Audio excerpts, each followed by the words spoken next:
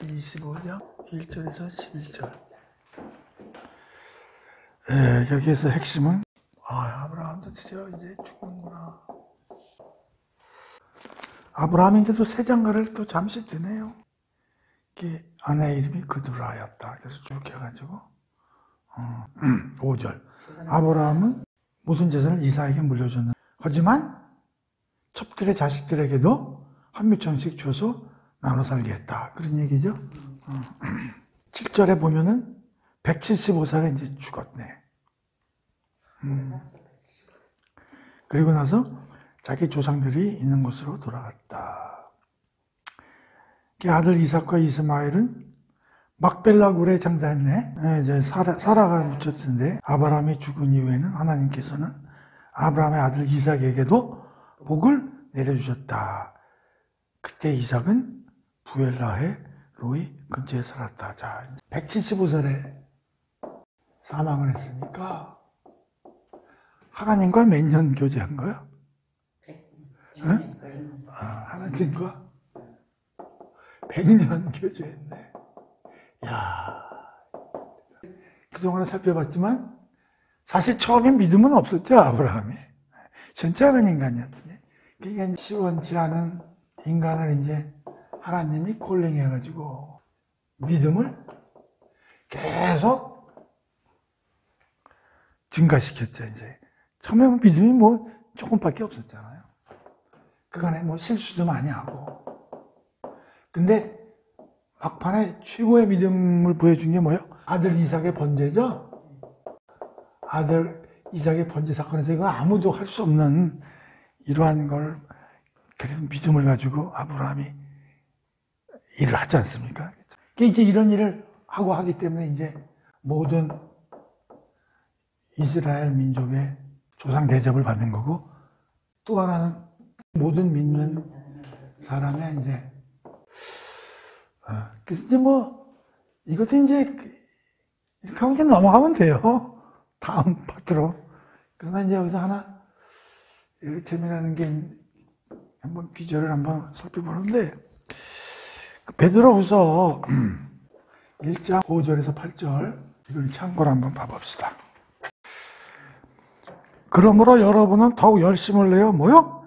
믿음에 더하여, 믿음에 플러스 하라는 얘기죠. 덕을 쌓고, 또 덕에 플러스 지식을 쌓고, 지식에 더하여 절제를, 절제에 더하여 인내를, 인내에 더하여 경건을, 경건에 더하여 형제된 신도들 간의 우애를, 신도들 간의 우애에 더하여 사랑을 쌓으라. 이게 뭐냐? 베드로가 이제 이런 얘기를 하는 게, 믿음이 강해지면 어떤 열매를 맺는다는 거예요. 하나님이나 뭐 예수님을 믿으면 그걸로 끝나는 게 아니라, 믿음이 강해지면 강해질수록 어떤 열매를 얻는데, 거기 뭐예요? 1번. 믿음이 강해지면 거기 뭐가 더해진대요? 1번이 덕이야. 2번은? 지식. 응? 지식. 네, 지식이야. 3번은? 절제. 절제. 인내. 4번은? 인내. 5번은? 경건. 경건. 6번은? 형제 우애. 형제 우애. 7번은? 사랑. 예를 들면 거야. 아브라함이 처음에는 시원치 않았지만 하나님이 100년 동안을 끌고 다니면서 쫙 믿음을 완전히 이렇게 올려놨단 말이죠. 그렇죠? 그렇다면 정말로 아브라함의 믿음이 이렇게 강했다면 어떤 뭐 열매가 맺힌다는 거 아니에요? 베드로후서에 보면 그 열매가 이렇게 7가지 정도 된다는 거 아니에요? 믿음의 열매가. 그렇다면 아브라함도 7가지 열매가 맺었겠죠. 그렇죠. 우리가 공부한 걸 가지고 진짜 그 아브라함이 이런 열매를 맺었을까 한번 생각을 해보자고. 우리가 뭘 꼭, 이 덕이라는 말이 너무 어려워. 덕은 이렇게 해석하면 돼. 선한 행위, 무슨 자비 행위를 할 수 있는 파워, 힘, 그게 덕이요. 그러니까 맨날 입으로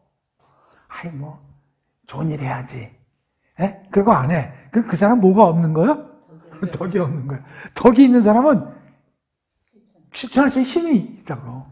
그러니까 그래서 우리가 저 사람은 덕이 있는 사람이야. 그러면 그 사람은 실천으로 선한 행위를 듬뿍듬뿍 하는 게 눈에 보이는 사람한테 그 덕이 있다고 그러는 거지. 그냥 얼굴이 이렇게 생기서 덕이 있게 그런 거 아니에요. 덕은 파워라고, 선을 행할 수 있는.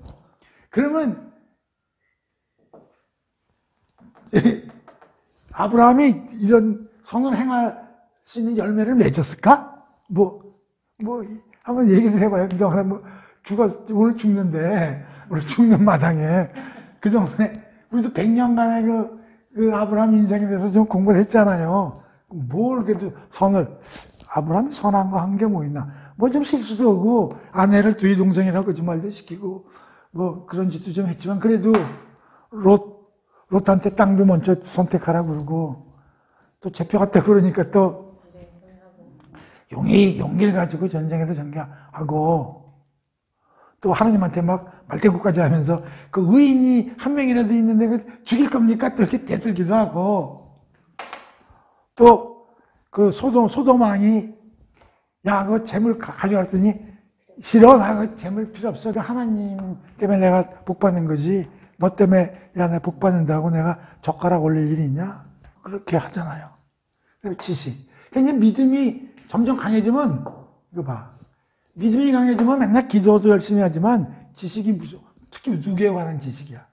하나님에 관한 지식이 점점 레벨업이 돼야 돼. 그러니까 교회 다니면서 믿음이 있다고 그러는 사람들이 하나님에 대한 지식이 날로 어떻게 돼야 돼? 디벨롭 돼야 되는데,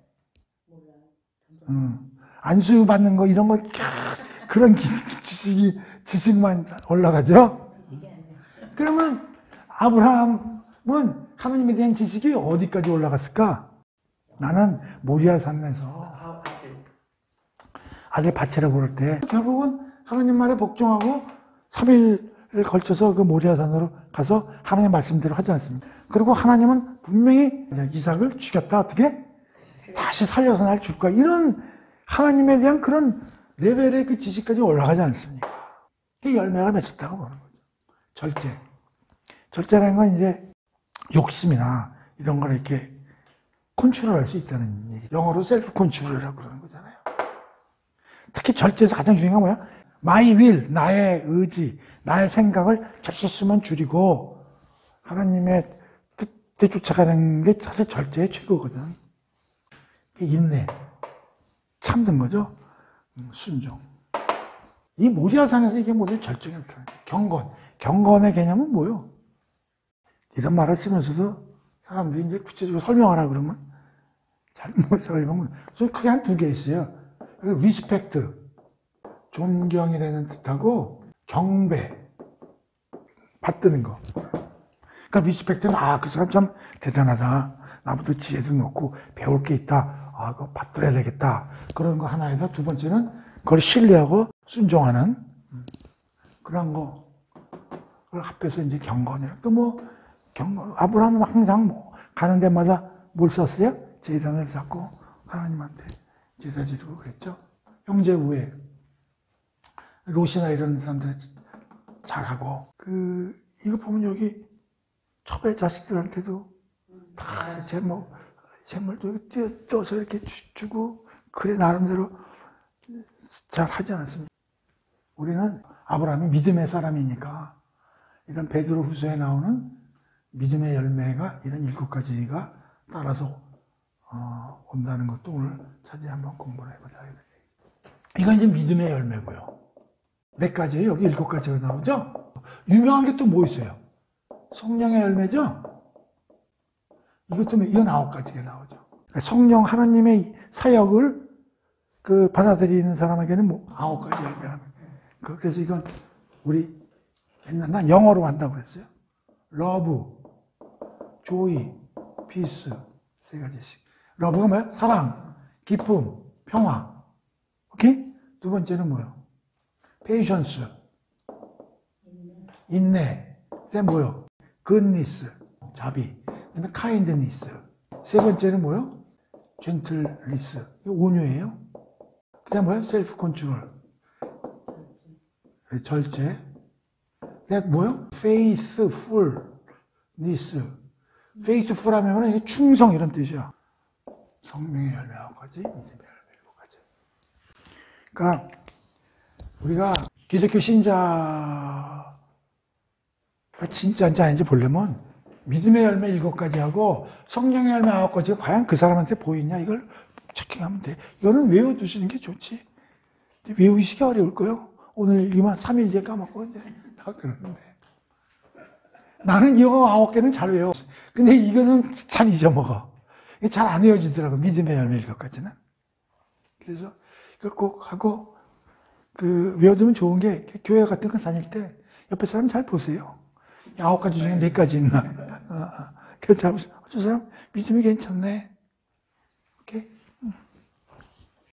드디어 이제 1세대들이 사라지고 살아도 죽고 아브라함도 죽고.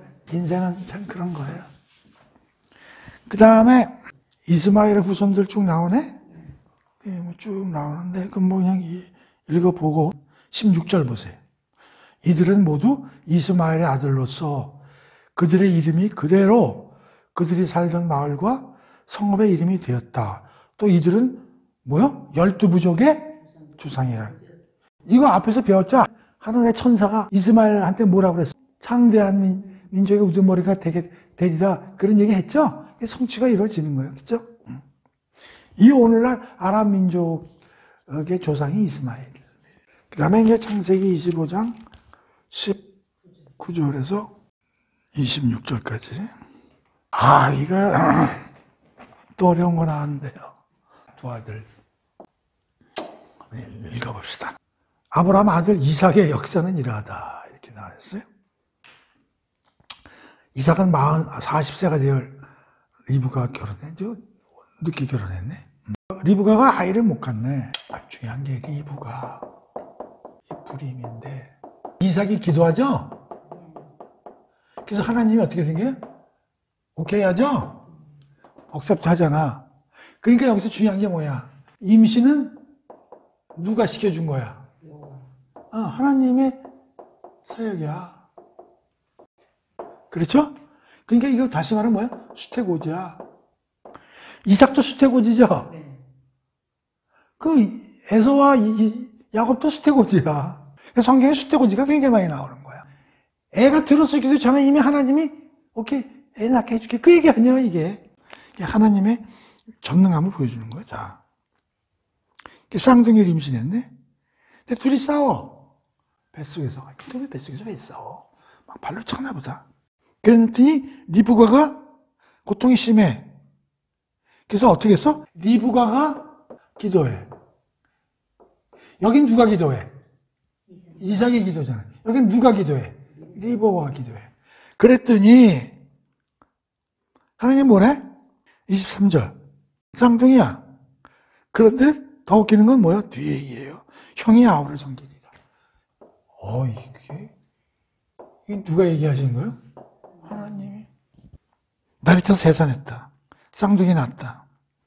먼저 나온 애가 에서고 뒤에 나온 애가 야곱이다. 그런 얘기죠? 이 귀절이 신학적으로 어마어마한 귀절인데 여러분들은 그냥 이게 그냥 그런가 보다. 응? 그죠? 여기서 중요한 게 뭐예요? 형이 아우를 섬기리라. 이 시대에 장남이 굉장히 중요해요. 우리 동양에서 중국이나 동양에서의 어떤 장자 선호 사상보다도 훨씬 더 이쪽에서는 장남이 중요시한데요. 우선 상속에서 몇 배를 가냐면 2배의 물질적인 권한을 갖고 플러스 장남이 어떤 가족의 리더로서 이런 걸 보유하는 이런 굉장히 강남에 중요한 사항인데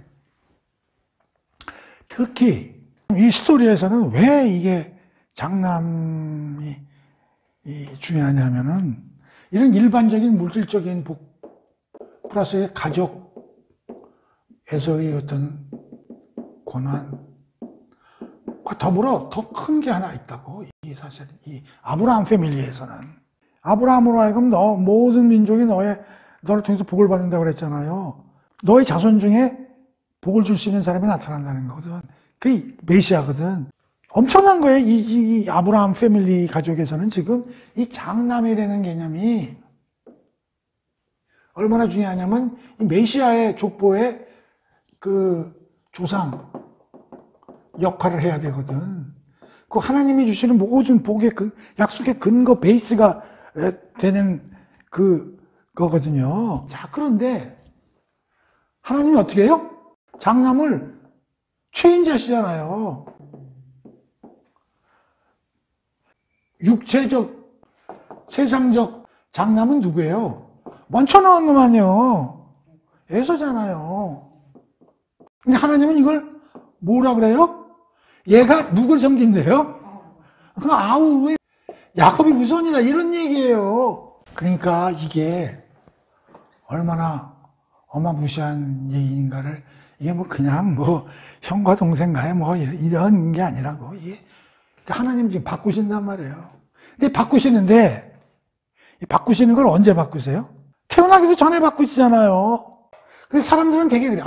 그러면 장남 제목을 고르려면 이렇게 잘하는 걸 보고, 형이 애가 시원찮아서 얘가 더 나서 이렇게 바꾸시는 게 아니고, 첫째와 둘째 사이에 어떤 인물도 지금 본 적도 없고, 성품도 본 적도 없고, 그런 상황이란 말이에요.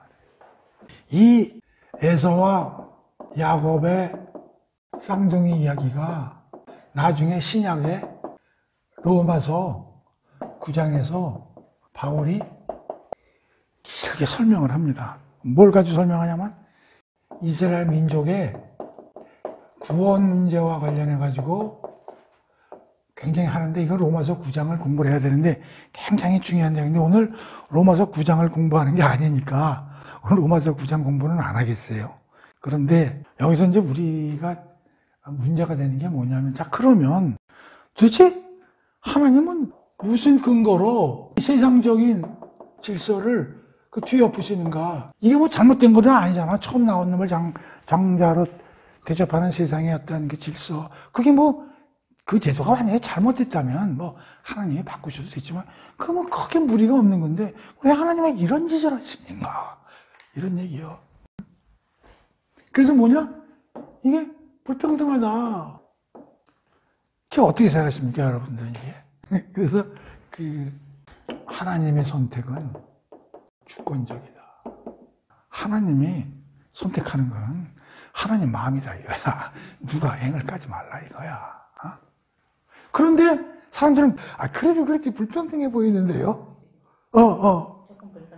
좀 불편하다는 거야, 사람들은. 그래서 이게 신학적으로 예정론하고도 관련이 돼요. 예정론은 뭐라면, 그러니까 성경적으로 보면 하나님이 일하시는데 필요한 사람은 하나님이 주권적으로 누가 상의하지 않고 하나님이 기쁘신 뜻대로 골라 쓰신다는 거야. 아브라함을 콜링했어. 그럼 사람들이 물어. 이 우주에 어마어마한 사람이 있는데 왜 하필이면 첫 사람을 아브라함으로 부르셨습니까? 라고 질문할 수 있죠. 근데 하나님이 내가 그냥 아브라함 내가 뽑고 싶어서 뽑은 거야. 근데 다른 사람들이 왜 나를 안 뽑은 거예요?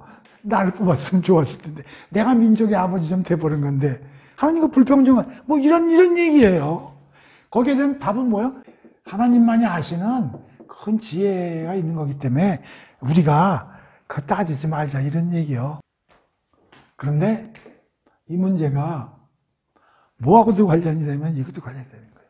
이 예정론이라고 그랬지 않습니까? 그 예정론이 뭐냐면 이런 거예요.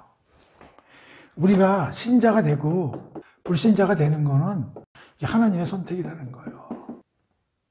그러면 신자는 하나님의 선택한 사람이 되는 거고, 이 사람은 뭐예요? 유기자가 돼. 유기라는 말을 했어요. 유기. 버려졌다 이런 얘기야. 유기견 같이. 근데 이 선택이 여기 되면 언제부터 됐냐면 영원 전부터 되는 거예요.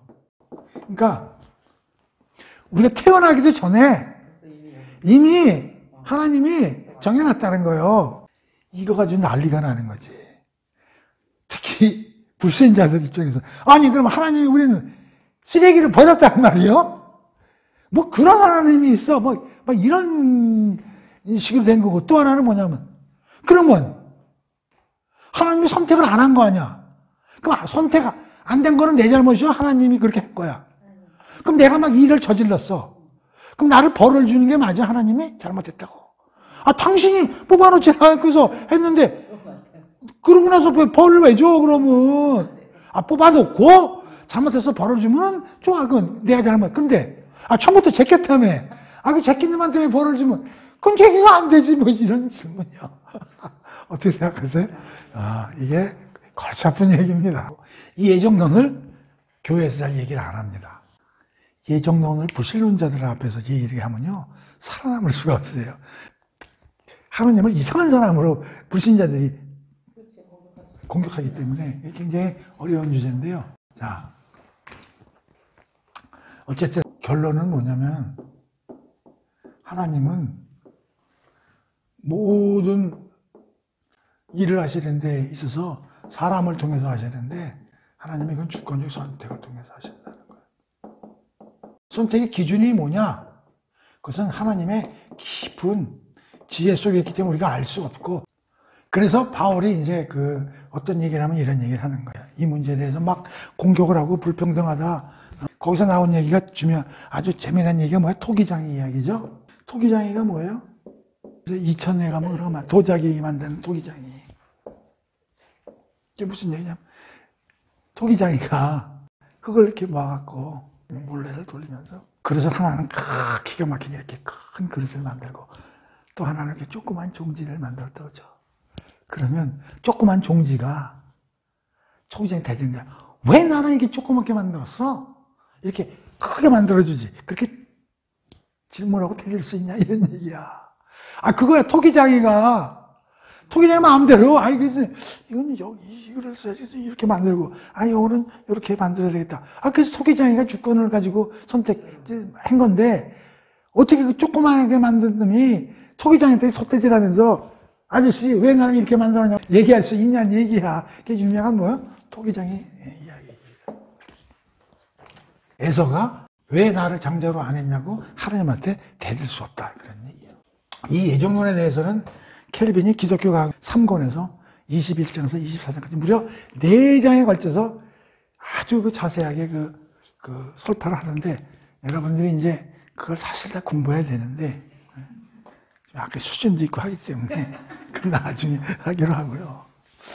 우선 나는 이런 생각을 하는 거야. 자, 불공평하다. 선택에 있어서, 요것만 한번 간단하게 얘기해요. 선택과 유기에 있어서 하나님의 그 행동은 불평등하다. 그래서 나도 이제 이 문제를 가지고 고민을 많이 했었는데, 옛날에. 이걸 어떻게 설명을 해야 사람들이 좀 이해를 할 수 있을까? 네. 이게 불공평하지 않다는 거를. 그래서 이렇게 한번 생각을 해봤어요. 자, 그냥 내 생각이니까요. 여기 낙지가 10마리가 있는데요. 이 살아있는 그 수족관에 10마리가 있는 거예요. 수족관에. 그런데 이 중에 어떤 손님이 와서 낙지 볶음 해주세요. 그러니까 네, 얼마 해야 될까? 5마리만 해주세요. 그러니까 이제 이 사람은 5마리를 골라야 될 거 아니야.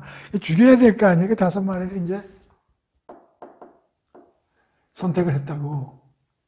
얘는 어디로 가요? 5마리는? 죽는 것이죠? 그냥 재수가 없는 거죠? 그러니까 그냥 말을 할 수 있다면 낙지가 그럴 거 아니야. 아저씨, 왜 나를 잡아가? 난 옆에 있는 애를 해. 나 싫어. 이거 불공평해요? 아니에요. 사례 A 케이스예요. 나는 이거 불공평하다고 봅니까? 불공평하다. 불공평하지. 근데 잘 보세요. 사례 B. 잘 보세요. 낙지가 10마리 있는데 다 죽었어. 죽은 상태에 있는데 여기서 주인이 5마리를 선택했어. 그래서 이걸 살렸어. 좀 다르죠, 의미가? 자, 이건 전체적으로 보면 어떻게 10마리가 살아있는 데서 살아있는 게 5마리를 줄었죠? 총량이 줄었죠? 자, 이건 총량은 제로였죠? 다 죽어서. 근데 여기는 5마리에서 플러스 5 됐죠? 이건 어떻게 돼? 좋은 거죠? 이건 나쁜 거죠? 자, 그러면 잘 보라고. 하나님이 우리는 영적으로 다 죽어서, 육적으로는 태어났지만 영적으로는 에베소 죽었단 말이야, 타락으로. 그 중에 하나님이 5마리 골라서 살려. 그러면 전체적으로 좋은 거야, 나쁜 거야? 좋은 거죠. 원래는 어떻게 돼? 다 되셔야 되는데. 근데 하나님이 생생하게 살아있는데 5놈을 죽이면 그 하나님은 이상한 사람이지. 그건 하나님 이상하죠. 그건 이상. 자, 그러니까 이 내 설명이 잘 되는지 안 되는지 모르지만 이렇게 설명을 한번 해보자, 이런 얘기예요. 그러면 하나님이 지금 잘하신 거잖아. 그러면 여기서 선택 안 된 놈이 왜 나는 선택 안 됐다고 악유할 수는 있어. 그러나 하나님이 그 선택하신 그거가 잘못된 거냐? 그렇지 않다는 거예요. 그래서 다 죽은 놈을 하나님이 불러서 하나님 살려놓고 천국 보내고 자녀로 삼겠다는데 죽은 놈들이, 그러니까 죽은 놈들 앞에서 얘기를 하면 왜 나는 안 뽑았냐고 지랄발광을 치니까, 그래서 예정론이나 이런 것들은 얘기가 사실 어려운 거예요. 나중에 에서가 막 뭐라 그래? 이제 나중에 배우지만 에서가 복 달라고 막 아우성 치는 그 얘기야. 나중에 보니까 뭔가 잘못된 거야. 등등 그런 얘기가 있는데. 그래서 이게 굉장히 어려운 문제다. 이게 신학적으로도 예정론이나 이런 거에 대해서는 설명하기가 쉽지 않다. 하나님이 죽은 걸 살렸는데 다시 죽여, 목사가? 2번 죽여?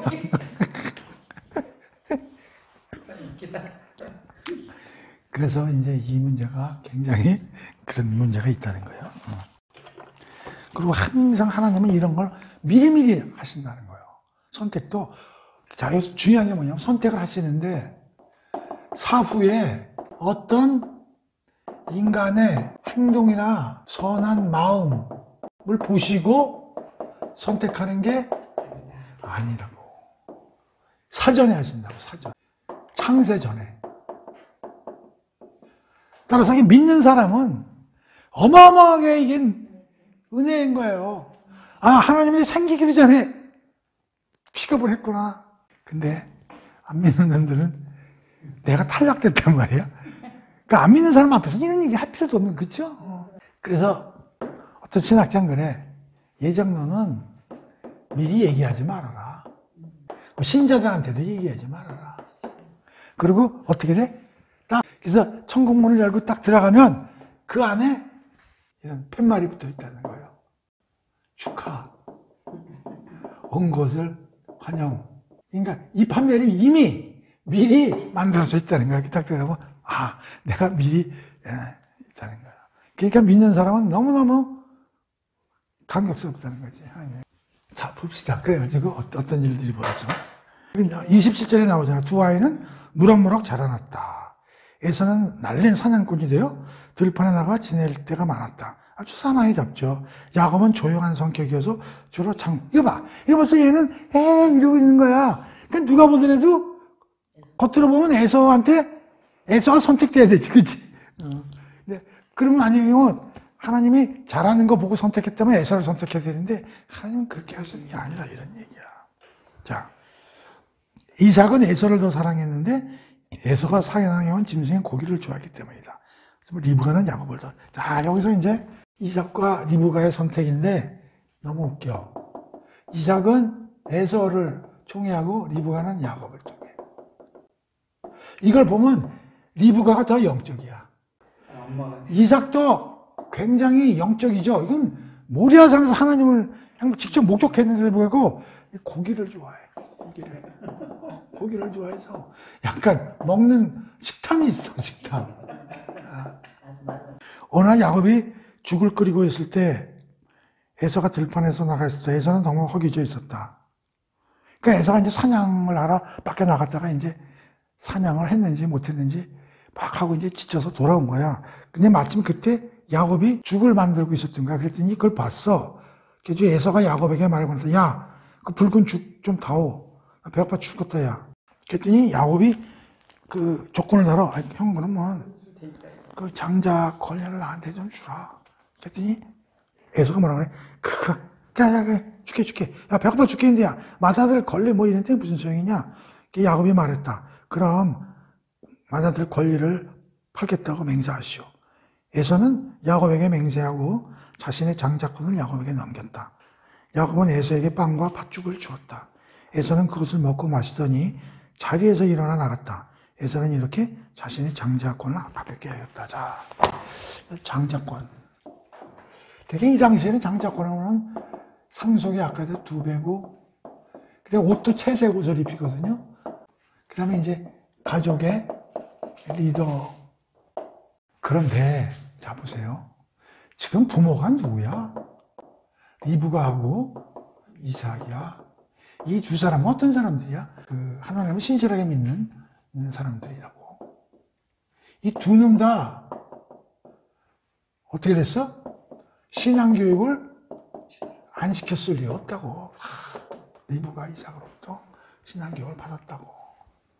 특히 여기는 아브라함 약속이 대대로 물려나오는 하나님의 약속이기 때문에 교육을 안 시킬 수가 없다고.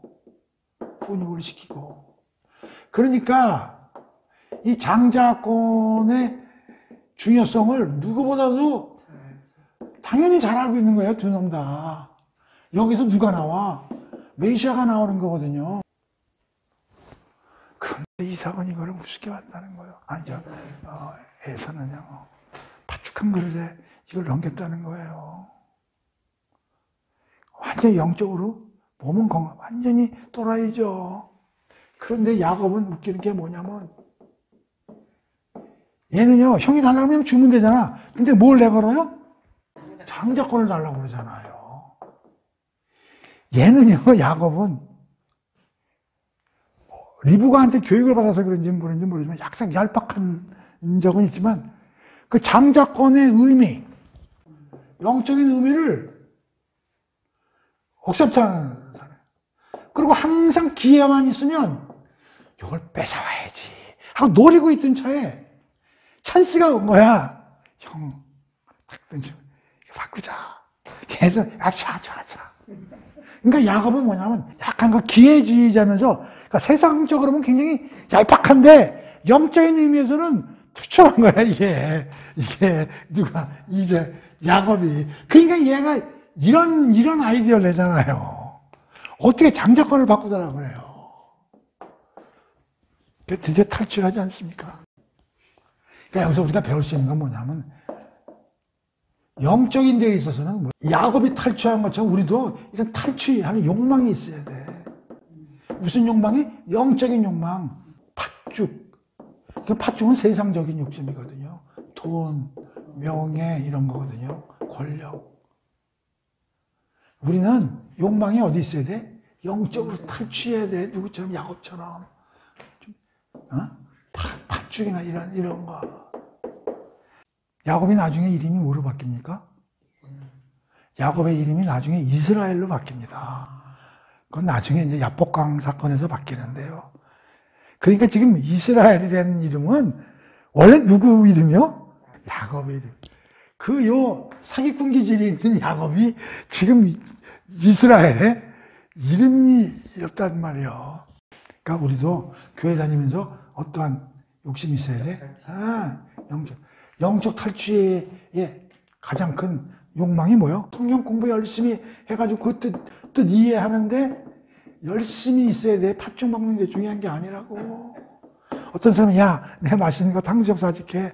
휘집 좋은데 가자 그럴 때 아니야. 나 성경 공부 시간 있으면 거기 가야 돼. 이게 야곱의 정신이고. 그래? 성경 공부가 나와가지고 먹으러 나가야지. 그 누구야? 그 에서의 그럼 오늘날 안 믿는 사람 빼고 오늘날 교회에서 에서 같은 사람이 많을까요? 야곱 같은 사람이 많을까요? 그래서요, 내가 여기 하나 뽑아온 게 있는데, 히브리서 12장, 15절 봅니다, 12장. 아무도 하나님의 은혜에서 떨어져 나가는 일이 없도록, 하나님의 은혜를 주셨으면, 선택을 받아서, 떨어져 나가지 않도록 열심히 노력해라 이거야. 삶과 자신을 늘 살피고 또한 여러분 사회에 독조가 생겨나서 유혹 같은 거죠. 문제를 만드는 일이 없도록 잘 단속해서 그로 인해 많은 사람들이 피해를 입는 일이 없도록 주의하십시오. 그 옛날 야곱의 형 에서처럼 세속적인 불신앙의 사람이 되지 않도록 조심하십시오. 에서는 팥죽 한 그릇에 장제의 권리를 야곱에게 팔아넘긴 사람입니다. 자, 다시 말하면 그거야. 하나님이 은혜로 선택을 받고 콜링 됐고 믿기 시작했으면 그 하나님의 은혜대로 하나님의 순종하고 살라는 거예요. 여기 누구처럼 살지 말라는 거예요. 에서처럼.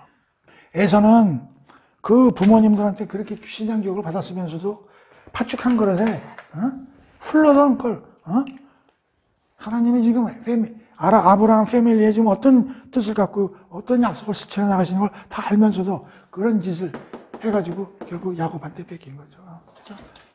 히브리서 12장 특히 이 에서 얘기가 나오기 때문에 그러니까 우리가 지금 하나님의 은혜로 교회에 갔는데도 불구하고 에서같이 살지 말라는 거예요. 그리고 특히 누구예요? 말씀 하신 분을 기억하라.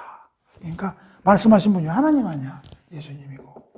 그 말씀이 어디 기억돼 있어? 성경을 등한시하지 말라. 그래서 성경을 공부해야 된다는 거예요. 그래서 오늘 그 두 아들, 그 아브라함의 죽음과 두 아들 이야기, 에서와 야곱, 그 다음에 장자권 팔아넘기는 거에 대해서 간략하게 공부를 했고, 특히 예정론, 하나님이 과연 불공평하시냐. 살아있는 사람을 뽑아서 유기시키면 그거는 불공평하지만 죽어있는 놈 중에 하나님 선택하셨으면. 그럼 한번 생각해 보세요. 만약의 경우에 그런 논리라면 하나님은 다 선택하시지 않거나 우와 다 선택해야 공평하다고 그런다면 하나님은 은혜가 뭐가 없는 거지. 이게 무슨 말인지 알아요? 그러니까 이것은 하나님의 절대적인 주권적 사항이다. 그것만 이해하시고 오늘은 여기까지 일찍 끝내십시다.